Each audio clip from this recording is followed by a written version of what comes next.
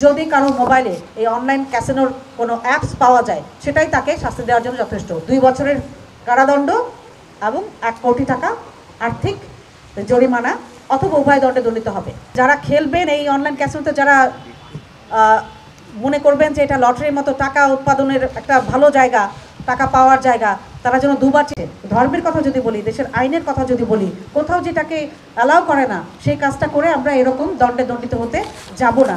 আমরা মানে শয়তানের ধোঁকা বলেন বা খারাপ কাজে আমরা উদ্বুদ্ধ হব না, ভালো কাজে। বাংলাদেশে সম্প্রতি আলোচিত খবর অনুযায়ী অধিনিয়মিত অনলাইন ক্যাসিনো বা জুয়ার অ্যাপ মোবাইলে রাখলেই তা আইনত দণ্ডনীয় অপরাধ হিসেবে গণ্য হবে।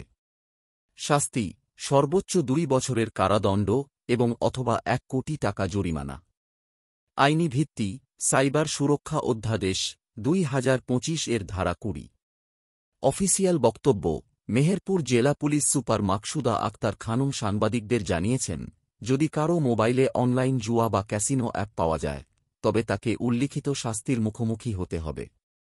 সংবাদ মাধ্যমের কভারেজ এ তথ্য ইতোমধ্যে ডিবিসি নিউজ, প্রথম TV, Dhaka post, BD 24 live সহ একাধিক নির্ভরযোগ্য মাধ্যমে প্রকাশিত হয়েছে। অর্থাৎ শুধু খেলা নয়, মোবাইলে অ্যাপ ইনস্টল করাও অপরাধ হিসেবে ধরা হবে। যদি কারো মোবাইলে এই অনলাইন ক্যাসিনোর কোনো অ্যাপস পাওয়া যায় সেটাই তাকে শাস্তি দেওয়ার জন্য যথেষ্ট।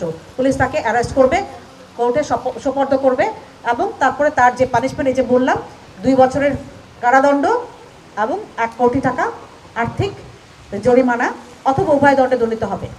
এই জন্য সবার মাধ্যমে আমি মেহেরপুর জেলার যারা অধিবাসী আছেন জানাতে চাই, আপনারা সচেতন হয়ে যান। যদি কারো অ্যাপসে থাকে, অনলাইন ক্যাসিনো খেলার জন্য যে অ্যাপস থাকে সেগুলো যদি থাকে ডিলিট করে দেন।